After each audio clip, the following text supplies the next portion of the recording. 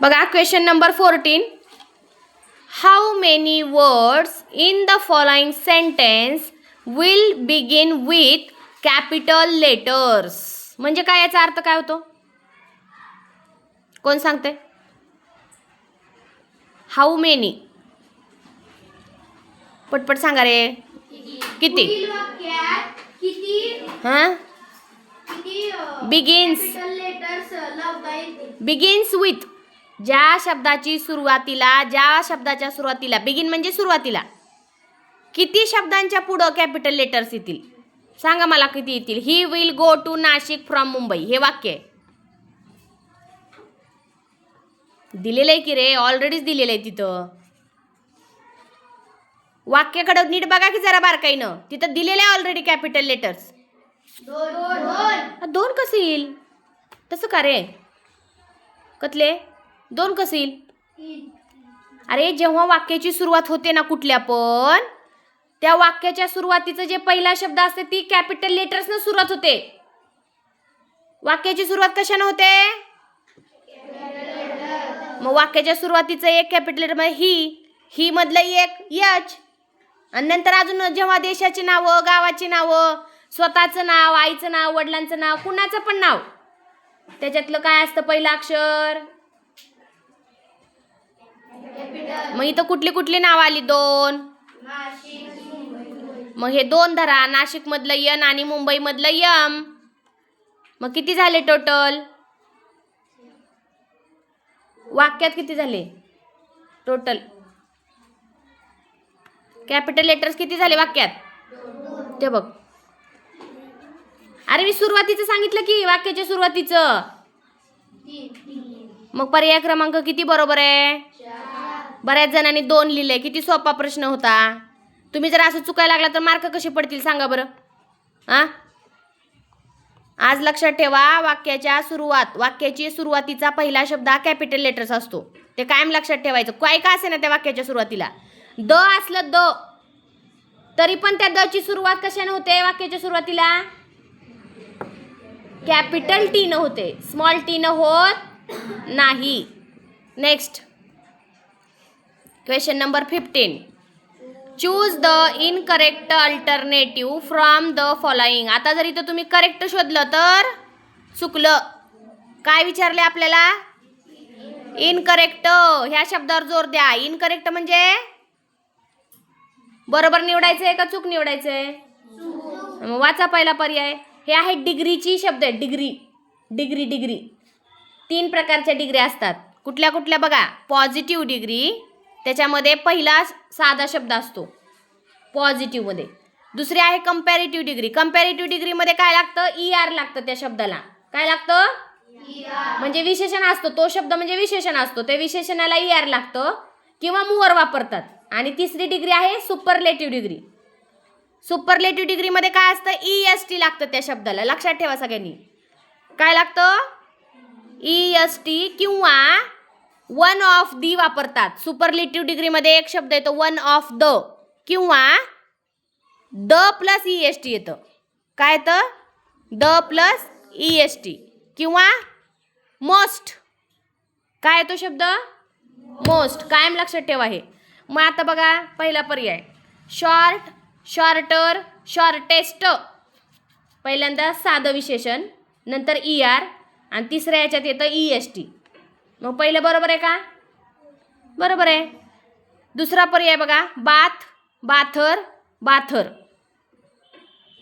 बरोबर आहे का? चूक आहे. तिसरं बघा इझी, इझियर, इझिएस्ट.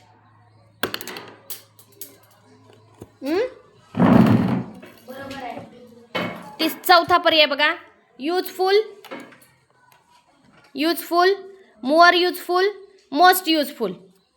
बरोबर आहे. म्हणजेच काय? दुसरा पर्याय चुकीचा आहे. 16 बघा. Fill in the blank with the correct preposition. Preposition वापरायला शिकवलेत का? प्रिपोजिशन म्हणजे काय? प्रिपोजिशन म्हणजे शब्दयोगी अव्यय. To, of, from, on. In front of हे शिकवले ना आपण. हे शब्द कधी वापरायचे? इन, अंडर, है की नाही. तर वाक्य बघा काय दिले. He jumped dash dash the table to the ground. मग टू येईल, ऑन येईल, फ्रॉम येईल का ॲट येईल. तर या ठिकाणी शब्दयोगी अव्यय म्हणजेच कुठलं प्रिपोजिशन येणार आहे फ्रॉम. त्यानं टेबलावरून ग्राउंडवर उडी मारली. टू द ग्राउंड म्हटलंय ना, मग टेबलाच्या वरून फ्रॉम काय येईल तिथं? फ्रॉम. नंतर चूज द करेक्ट वर्ड. 17वा क्वेश्चन बघा. चूज द करेक्ट वर्ड आणि वाक्य दिलंय. The sun dash dash in the east. बोट ठेवा. शिवतेज काय चाललंय तुझं? वाक्य वाचा तुम्ही. तुम्ही वाचा वाक्य.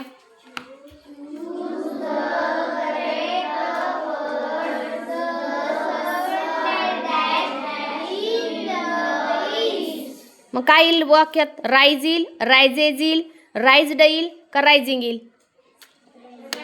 का बरं? रायजेस काय येईल, राईज काय येणार नाही? जेव्हा साधा वर्तमान काळ असतो प्रेझेंट टेन्स शिकवले की तिथं वर बघा. जेव्हा साधा वर्तमान काळ असतो तेव्हा क्रियापदाला कोणता प्रत्यय लागतो?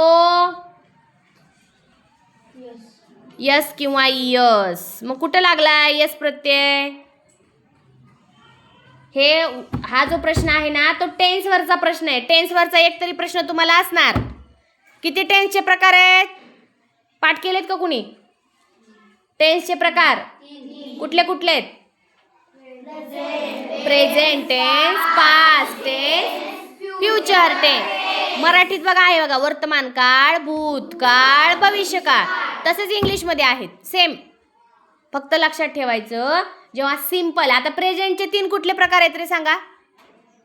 Simple present tense, present continuous tense म्हणजे चालू वर्तमान काळ, प्रेझेंट कंटिन्युअस टेन्स आणि तिसरा प्रेझेंट परफेक्ट टेन्स म्हणजे पूर्ण वर्तमान काळ. आता सेम असंच भूतकाळाचे 3 आहेत. कुठले आहेत सांगा? भूतकाळाचे 3 काळ भूतकाळी. आता सारखंच simple past tense, past continuous tense आणि पास्ट परफेक्ट टेन्स. आता असेच फ्युचरचे पण 3 आहेत. काय येईल मग सयाजी?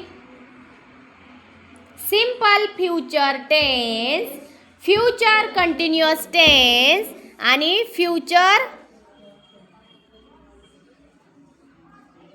फ्युचर तिसरा काळ परफेक्ट टेन्स. हे आपण अजून एकदा घेऊया रिवाइज करून म्हणजे तुम्हाला जरा सराव होईल. पण इथला प्रश्नाचा अर्थ कळाला का? का रायजेज वापरला आपण? कारण काय? कारण सांगा. वर्तमान काळात, साध्या वर्तमान काळात जेव्हा आपला कर्ता इट असतो, ही शी इट असतो. आता सन म्हणल्यावर ही पण येणार नाही, शी पण येणार नाही. त्याच्यासाठी काय येतं? निर्जीव वस्तूंसाठी इट येतं. म्हणून सनच्या पुढं काय केलंय? क्रियापदाला यस किंवा यस प्रत्यय घेतला म्हणून रायजेज आलं. ओके श्रेया लक्ष दे समोर. नेक्स्ट क्वेश्चन 18वा. Find out the odd term. सांगा मग. Fox vixen, goat nanny goat, horse mare आणि पिग पेन. कुठली जोडी चुकीची आहे? का बरं? आपण इंग्रजीच्या गाईडमध्ये शेवटच्या ह्याच्यात आहे बघा प्राण्यांची स्त्रीलिंग, त्यांच्या बाळांच्या पिल्लांना काय म्हणायचं आहे का गाईडमध्ये? त्याच्यात जर तुम्ही वाचलं, तुमचं जर पाठ असेल तर तुम्हाला ह्याचं उत्तर येईल. इंग्रजी नवनीतचं गाईड मी दररोज सांगते, तुम्ही वाचा, पाठ करा. मला एकानं सुद्धा व्हिडिओ टाकला नाही पाठांतराचा. एकाही मुलीनं आणि एकाही मुलानं मी सांगितलं होतं घरी गेल्यावर 2 तास पाठांतर करायचं. एकाने व्हिडिओ टाकलेला नाही, म्हणजेच तुम्ही पाठांतर घरी केलेलं नाही. बघा ह्याच्यातला पहिला पर्याय फॉक्स विक्सेन म्हणजे स्त्रीलिंग आणि पुल्लिंग ह्यांच्या जोड्या आहेत. फॉक्स म्हणजे कोल्हा, हे पुल्लिंग आहे. त्याचं स्त्रीलिंग काय? विक्सेन. गोट शेळी, पुल्लिंग स्त्रीलिंग. बोकड, बोकड शेळी असंच म्हणतो ना आपण. मग त्या शेळी जी आहे ना तिला ज्ञानी गोट म्हणायचं, ज्ञानी गोट. हं. तिसरं बघा हॉर्स मेर, घोडा घोडी. हॉर्स म्हणजे घोडा, मेर म्हणजे घोडी. आणि चौथं जे आहे पिग, डुक्कर, डुकरीन. तिला शब्द त्यांनी पेन दिलाय, पण तिथं पेन येत नाही. काय येतं? SOW. लक्षात ठेवा, परीक्षेला येऊ शकतो. SOW लिहून ठेवा कुठेतरी, चुकलेली जोडी. इथपर्यंत समजलं का? ठीक आहे, ओके.